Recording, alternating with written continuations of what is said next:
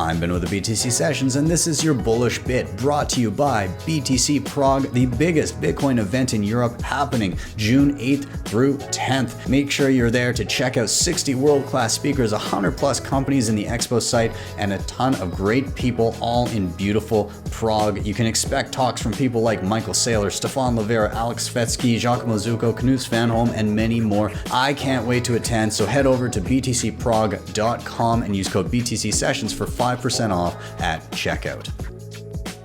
The last 2 years, I have been very focused on trying to move the needle in the right direction politically.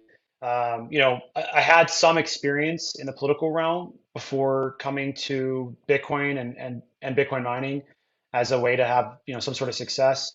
Um, I think that for a long time, there was a narrative in the Bitcoin space that we should stay out of politics and that Bitcoin and Bitcoin mining are outside, government reach. And to some extent, like I do agree with that. Like Bitcoin will always survive.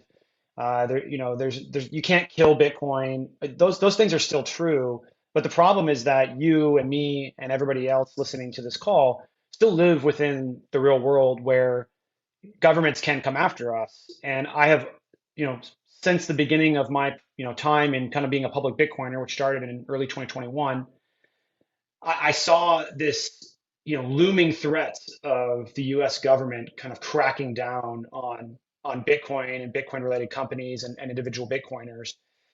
And I thought, just like many others, like, oh, I'll just play some regulatory arbitrage and I will go to another country that is tolerant of Bitcoiners.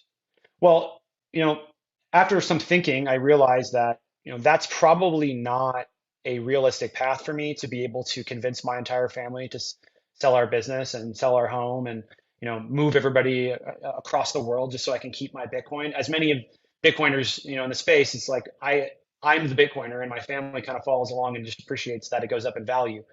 I don't think they'd be willing to, leave the nation that they're from or that they want to live in over an asset that they don't totally fully understand. So I kind of woke up one day and was just like, wow, I don't think this is a possibility. And one day it might be that I have to choose between my family and my Bitcoin. And, we all know we are what we're choosing in those instances. Like, you're always going to be choosing your family over money even.